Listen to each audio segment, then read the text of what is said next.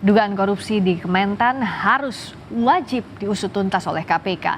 Namun di tengah penyidikan, pimpinan KPK malah diduga memeras terduga ataupun tersangka yang berperkara. Bagaimana seharusnya penanganan dua kasus ini?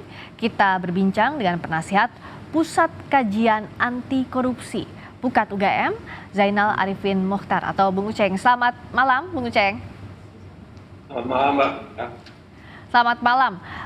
Ini kita yang terbaru dulu ya. Saat ini pertemuan Pak Jokowi dengan Syahrul Yassin Limpo bisa jadi terkait penyidikan dua kasus ini atau tidak? Dan apa yang Anda baca terkait dengan peran kepala negara terhadap mantan bawahannya ini? Saya kira kemungkinannya memang bisa banyak ya. Karena kan kalau dalam kasusnya ini setidaknya ada dua dimensi yang menarik sebenarnya ya. Satu adalah kasus korupsi itu sendiri, yang kedua adalah dugaan pemerasan yang berkaitan dengan pimpinan KPK. Dan saya kira sangat mungkin pembicaraan itu adalah satu di antara duanya atau dua-duanya sekalian. Nah, jadi bayangan saya pembicaraan ini tentu bisa jadi sebenarnya menjelaskan soal kasus itu sendiri, menjelaskan posisi mantan ya, Pak Syahrul Yassin Limpo terhadap presiden, plus pada saat yang sama kemungkinan SYL akan menceritakan barangkali soal bagaimana proses dugaan pemerasan yang dilakukan oleh pimpinan KPK. Nah, dua-duanya saya kira sebagai kepala negara sangat berkepentingan. Kalau di sisi mentan, saya kira sangat mungkin karena biar bagaimanapun mentan ini adalah mantan pembantu presiden, ya. Ada barangkali tugas-tugas spesifik khusus yang masih harus dibicarakan dan lain sebagainya, kemungkinannya banyak, termasuk bicara soal potensi korupsinya.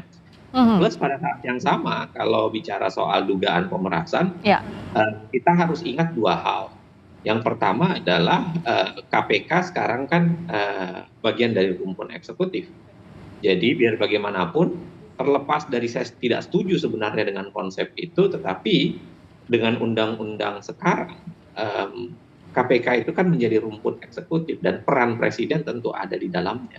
Nah, apalagi ini kaitan dengan perkara yang bisa mengguncang Republik ini ya. Karena KPK-nya sendiri saya kira dan memang sudah belakangan sudah sering lebih rajin memproduksi kontroversi dibanding prestasi. Dan hari ini atau isu yang terakhir ini soal dugaan pemerasan tentu menjadi sangat urgent karena bisa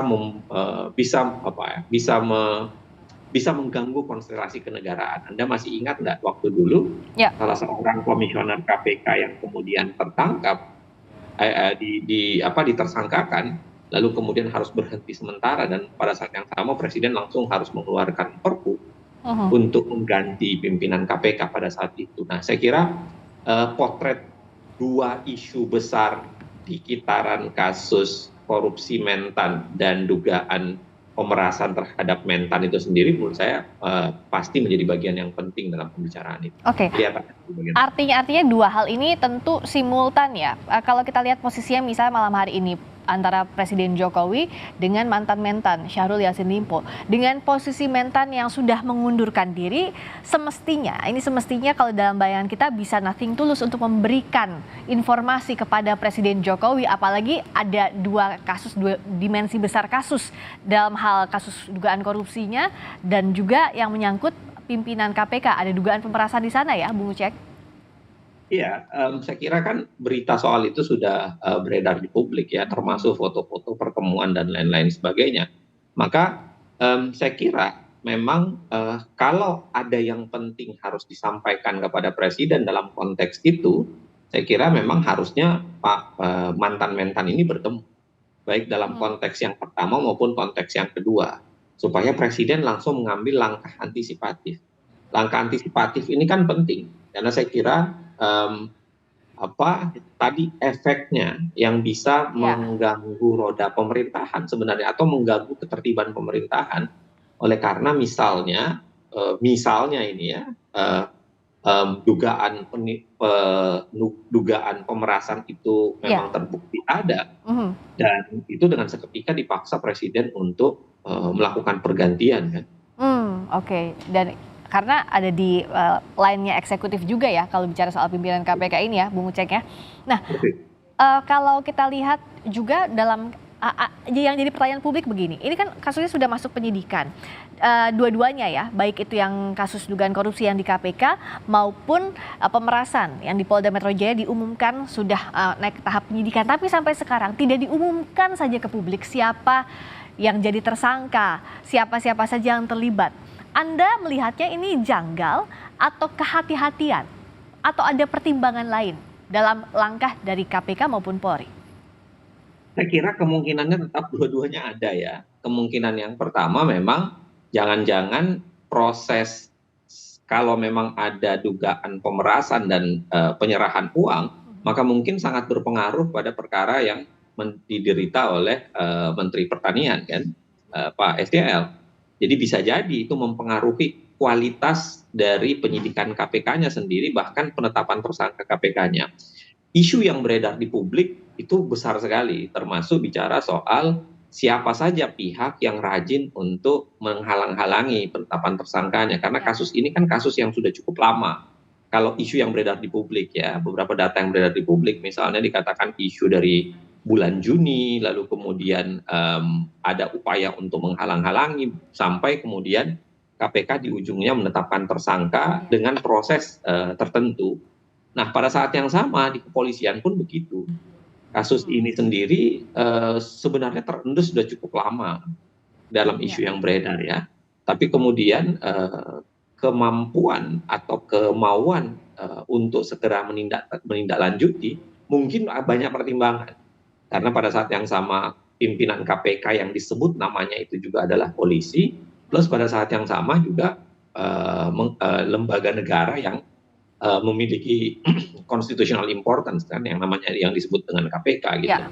Jadi saya kira dugaan pertama bisa jadi karena dipengaruhi oleh korelasi dan kondisi tertentu dari proses pemberian uang, lalu kemudian proses pemerasannya. Plus pada saat yang sama mungkin juga diterjemahkan menjadi bahasa kehati-hatian. Tetapi apapun itu saya kira dua pihak ini wajib menjelaskan kepada publik. Lagi-lagi saya kira kalau kita bicara masa depan pemberantasan korupsi, maka salah satu item yang paling penting itu adalah transparansi. Transparansi penanganan perkara. Nah, orang selamanya akan menduga-duga, orang selamanya akan mencurigai, orang selamanya akan mengatakan ada udang di balik batu. Kalau kemudian tidak dijelaskan secara detail, maka ada kewajiban KPK untuk menjelaskan kenapa kasus Mentan itu terkesan berlama-lama, ya kan, sampai pada akhirnya di TSK diproses, walaupun belum kunjung jelas TSK-nya. Plus pada saat yang sama kepolisian juga harus menjelaskan. Kenapa kemudian dugaan pemerasan yang laporannya sudah cukup lama, tapi kemudian tidak ditindaklanjuti dengan kecepatan yang memadai. Jadi jangan salahkan kalau ada bola liar atau berprasangka buruk dari publik karena tidak ada penjelasan yang clear. Kami ingin tampilkan dulu Bung Uceng sebelum kita diskusi lebih banyak foto terkini dari Istana Merdeka yang kami dapatkan bahwa saat ini dilakukan pertemuan antara Presiden Joko Widodo didampingi oleh Menteri Sekretaris Negara Pratikno dengan mantan Menteri Pertanian Syahrul Yassin Limpo. Oke, Bung Uceng. Nah, dalam pertemuan ini, selain pertemuan ini juga kan kedepannya seperti apa proses jalannya kasus? Apa yang harus publik awasi dan bagaimana pula kedua lembaga ini bisa dipercaya agar tidak terjadi konflik kepentingan di dalamnya, agar betul-betul transparan, tidak hanya manis di mulut saja transparan, tapi betul-betul publik bisa percaya proses hukum yang terjadi tidak ada deal-deal di balik proses hukum yang berlangsung ini, Bung Uceng. Saya kira ada proses yang saling mempengaruhi ya. Kita harus ingat bahwa kenapa KPK hadir, karena dulu kepolisian tidak dipercaya kan. Kepolisian dianggap tidak cukup dipercaya dalam pemberantasan korupsi sehingga KPK dihadirkan dan KPK diharapkan menjadi trigger mechanism. Tetapi belakangan kemudian KPK juga tergerus kepercayaannya, bahkan dalam beberapa survei tingkat kepercayaan kepada kepolisian sudah lebih tinggi misalnya dari KPK. Maka kalau mau ditanyakan kemudian bagaimana membalik kembali arus itu, saya kira satu-satunya yang paling mungkin di awal adalah transparansi. Hmm. Karena kalau kita bicara soal, kalau saya ditanya bagaimana memperbaiki KPK, saya ingin mengatakan bahwa revisi undang-undangnya, lalu kemudian, ganti para komisioner yang kita tahu kualitasnya, Ya. bermasalah kan. Mhm. Hampir semua komisioner KPK ini kan hampir semua ya, punya problem-problem masalah tertentu gitu. Baik Ya. problem etik, problem, praktik yang kemungkinan, koruptif maupun yang lainnya. Mhm. Maka saya kira, di titik awal transparansi lah pastinya, tapi kalau di, masa yang lebih jangka yang lebih jauh, saya kira perbaikan undang-undang, lalu kemudian mengganti komisioner, itu Ya. bagian yang penting. Jadi ada Tetapi di titik awal transparansi paling penting. Oke. Bagaimana, KPK mempertanggungjawabkan prosesnya dan menjelaskan kepada publik. Ya. Karena diingat, tingkat kepercayaan pada KPK itu udah mulai tergerus Ya. cukup signifikan ya, dan itu risetnya Kompas sendiri seingat saya. Ya. Artinya transparansi ini jadi solusi jangka dekat yang harus dilakukan KPK, tapi di sisi lain juga jangka panjangnya harus ada evaluasi menyeluruh agar kepercayaan publik tidak tergerus. Terima kasih Bung Zainal Arifin Mukhtar, Bung Uceng, Penasihat Pusat Kajian Anti Korupsi Pukat UGM, telah bergabung di Sapa Indonesia Malam. Terima kasih. Selamat malam.